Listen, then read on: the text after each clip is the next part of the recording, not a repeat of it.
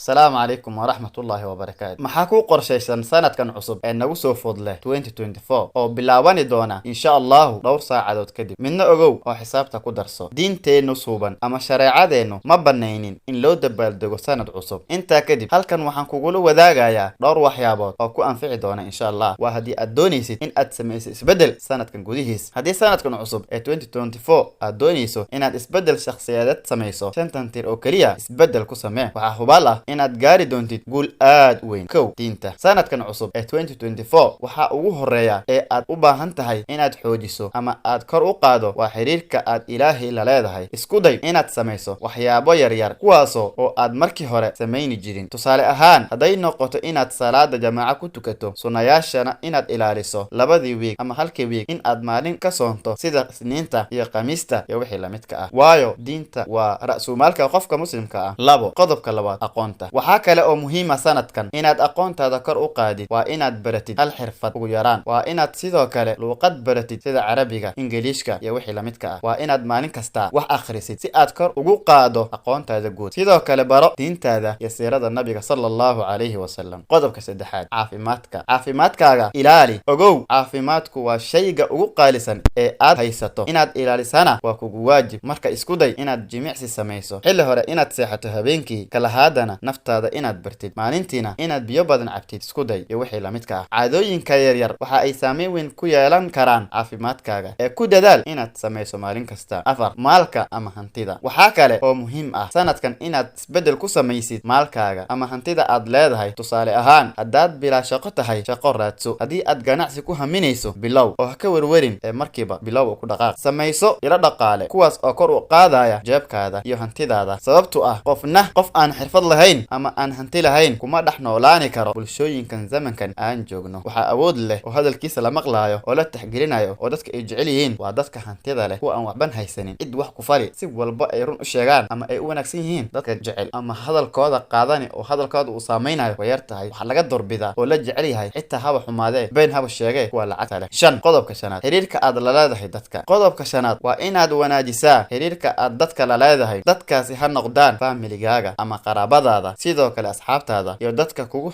hareeraysan oo dhan. shantan tilaabo hadaad samaysid maalin kasta sanadkan dhammaadkiisa, waxaad arki doontaa adiga oo sameey isbedel weyn insha Allah. haddaad wax un ka faa'iiday, la sii wadaag oo gaarsii saaxiibadaada iyo walaaladaada. muuqaalkana like saar, shaartana ha hilmaamin. asalaamu calaykum waraxmatullaahi wabarakaatuh.